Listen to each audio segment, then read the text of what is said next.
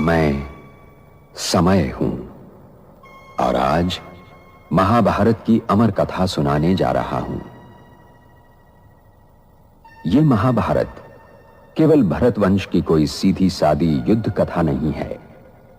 यह कथा है भारतीय संस्कृति के उतार चढ़ाव की। यह कथा है सत्य और असत्य के महायुद्ध की। यह कथा है अंधेरे से जूझने वाले उजाले की। और यह कथा मेरे सिवा कोई दूसरा सुना भी नहीं सकता, क्योंकि मैंने इस कथा को इतिहास की तरह गुजरते देखा है। इसका हर पात्र मेरा देखा हुआ है। इसकी हर घटना मेरे सामने घटी है। 1 सेकंड में राजा जनक को जीवन मुक्ति मिली। ये वाक्य सुनने में साधारण लगता है, परंतु आत्मिक दृष्टिकोण से यह गहन आध्यात्मिक सच्चाई को प्रकट करता है। आइए इसे विस्तार से समझें। पहले समझें जीवन मुक्ति क्या है। जीवन मुक्ति का अर्थ है जीते जी बंधनों से मुक्त हो जाना। मतलब आत्मा शरीर में रहते हुए भी कर्म बंधन से, मोह माया से, जन्म मरण के चक्र से और मैं की पहचान से पूर्ण रूप से स्वतंत्र हो जाती है। अब प्रश्न उठता है, कैसे मिल गई राजा जनक को 1 सेकंड में जीवन मुक्ति? राजा जनक एक गृहस्थ थे, राजा थे, दरबार चलाते थे, परिवार था, फिर भी उन्हें साक्षात्कारी मुक्ति मिली, और वो भी 1 क्षण में। यह दर्शाता है कि मुक्ति समय नहीं लेती। चेतना का एक आंतरिक परिवर्तन ही मुक्ति है। आत्मिक दृष्टिकोण से इसका अर्थ 1, मैं आत्मा हूं। इस एक सत्य को उन्होंने संपूर्णता से अनुभूत कर लिया। राजा जनक का अहंकार, देह बुद्धि, राजपाट, रिश्ते सब एक क्षण में मैं नहीं, मेरा नहीं में बदल गया। वे आत्मा को ही परम सत्य मानकर स्थिर हो गए। 2, उन्होंने कर्ता भाव त्याग दिया और साक्षी भाव को स्वीकार किया। उन्होंने जान लिया कि मैं कुछ करता नहीं, सब पहले से ही नियत है। मैं तो बस साक्षी आत्मा हूँ, दर्शक हूँ।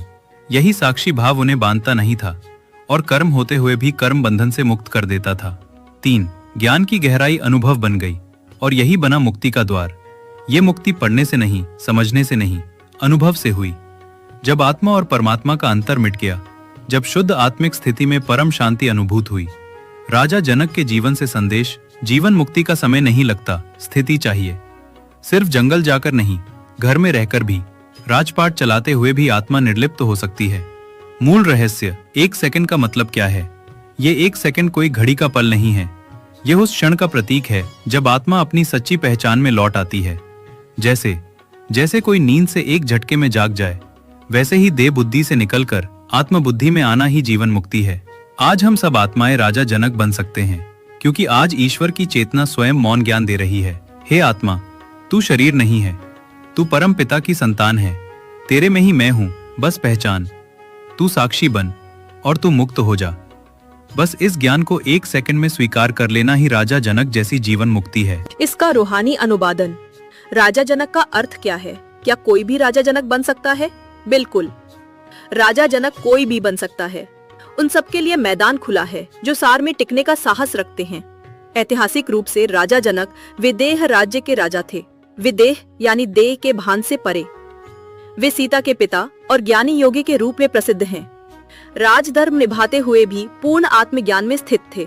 उन्हें राज ऋषि कहा गया, यानी राजा होते हुए भी गृहस्थ धर्म निभाते हुए ऋषि जैसा जीवन। लेकिन जब आध्यात्मिक संदर्भ में कहा जाता है राजा जनक को 1 सेकंड में जीवन मुक्ति मिली, तो इसका अर्थ सिर्फ ऐतिहासिक जनक नहीं, बल्कि प्रत्येक उस आत्मा से है जो जनक जैसी स्थिति धारण कर ले। राजा जनक अर्थात वो आत्मा जो देह में रहते हुए भी देह से न्यारी हो गई। राजा जो अपनी इंद्रियों, विचारों, कर्मों पर शासन करता है, यानी वो आत्मा जो स्वराज्य अधिकारी है। जनक का शाब्दिक अर्थ होता है जन्म देने वाला। यहाँ अर्थ है आत्मिक पुनर्जन्म देने वाला, यानी वो आत्मा जिसने ज्ञान के माध्यम से खुद को फिर से जन्म दिया, देह बुद्धि से निकलकर आत्म बुद्धि में प्रवेश किया। इसलिए राजा जनक, स्वराज्य अधिकारी, वो आत्मा जो चेतना में क्रांति लाकर जीवन मुक्त हो गई। वो गृहस्थ में स्थित योगी आत्मा का प्रतीक भी है। वो आत्मा जो कर्तव्यों में लगी है पर बंधनों में नहीं फंसी, कर्म कर रही है पर कर्ता नहीं बनी, परिवार, राजपाट सब कुछ संभाल रही है, फिर भी भीतर निर्विकारी है। यानी राजा जनक एक चेतना की अवस्था है, न कि केवल एक व्यक्ति। तो आज का राजा जनक कौन है? हर वो आत्मा जो ज्ञान को जीवन में उतारती है, आत्मिक पहचान में स्थित होकर कर्म करती है, निर्लिप्त होकर दुनिया में रहते हुए आत्म स्वराज्य में रहती है। ऐसी हर आत्मा राजा जनक है, और जब वो एक क्षण में मैं आत्मा हूँ, सब ड्रामा है को स्वीकार लेती है, तो वो भी एक सेकंड में जीवन मुक्ति का अनुभव कर सकती है। निष्कर्ष, राजा जनक कोई ऐतिहासिक चरित्र नहीं, बल्कि एक चेतना की अवस्था है, जो आत्मा देहधारी होकर भी देह से न्यारी, कर्म करते हुए भी निर्लिप्त, संसार में रहते हुए भी बंधन मुक्त हो जाती है। वही राजा जनक है। मैं ही दुर्योधन हूं, मैं ही अर्जुन, और मैं ही कुरुक्षेत्र।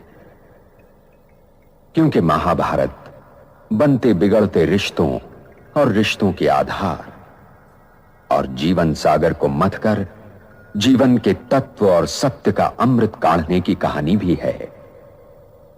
और ये लड़ाई हर युग को अपने अपने कुरुक्षेत्र में लड़नी पड़ती है, क्योंकि हर युग के सत्य को वर्तमान असत्य से जूझना पड़ता है।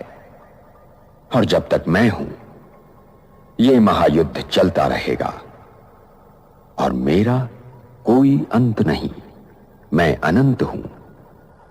इसीलिए यह आवश्यक है कि हर वर्तमान इस कहानी को सुने और गुने, ताकि वो भविष्य के लिए तैयार हो सके।